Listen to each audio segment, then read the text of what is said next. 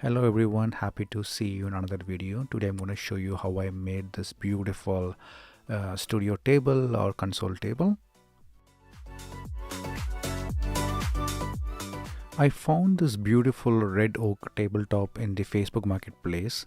It consists of two pieces of 3/4 of an inch thick wood glued together with couple of screws holding them in place. As you see, the pieces had some rough edges. I spent some time sanding them down to create a smooth finish. Sanding is a crucial step in woodworking, not just for aesthetics but also for ensuring that surface is safe and pleasant to touch. I decided to go with black stain for this piece, but before applying it on the top, I wanted to test it out in the bottom side of the table. This way I could see how the color looks and make sure I like it before committing to the top. I am not an expert when it comes to painting or staining the wood, but I decided to go with a rag instead of a brush.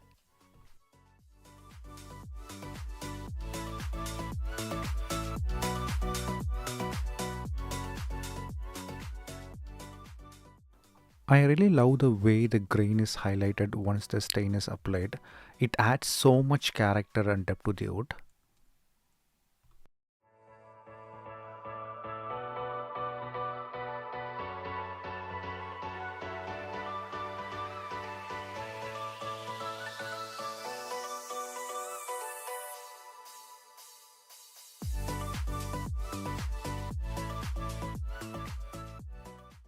I'm really pleased with how it turned out. The stain brought out the wood grain beautifully and I think it looks good.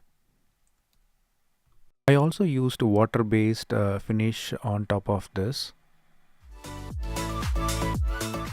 I quickly ran to Home Depot to grab the wood for the keyboard tray. I found that typical 61 key keyboard is about 41 inches long, but I decided to go with 43 inches in width for a little extra space.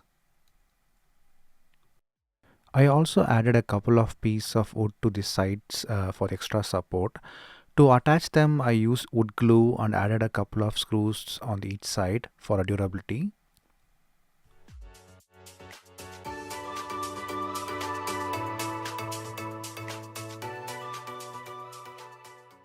I also cut down a couple of boards to provide the support for the keyboard tray. I picked up this heavy duty 16-inch sliders from Amazon. They costed me around $50. I wanted a heavy duty sliders because I have Core Chronos, which is pretty heavy. I got this heavy duty L clamps from Home Depot and I also got screws and nuts from Home Depot to support it.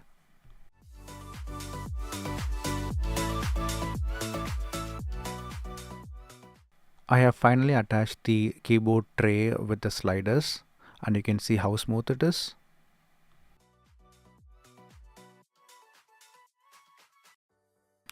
I took all the items inside my home for the assembly.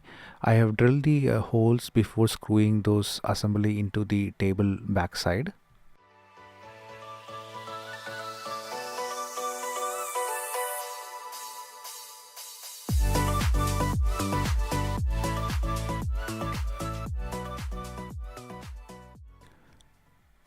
I had this metal stand from one of my previous tables. These stands are heavy duty and they can hold the weight. This is how it looked after I assembled everything.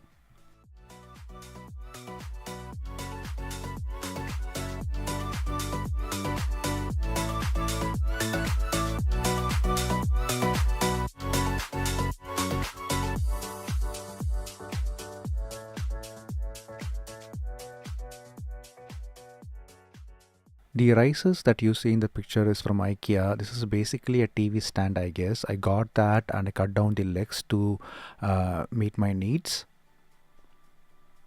As you can see, the cables can get pretty messy. To clean up things, I use zip ties to organize them.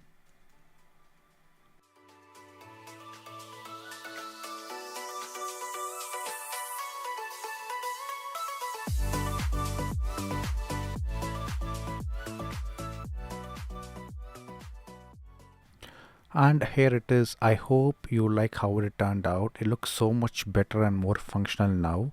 If you're inspired, I believe you can tackle this project in a day or two at most. It's a great way to enhance your workspace. See you in the next video. Thank you.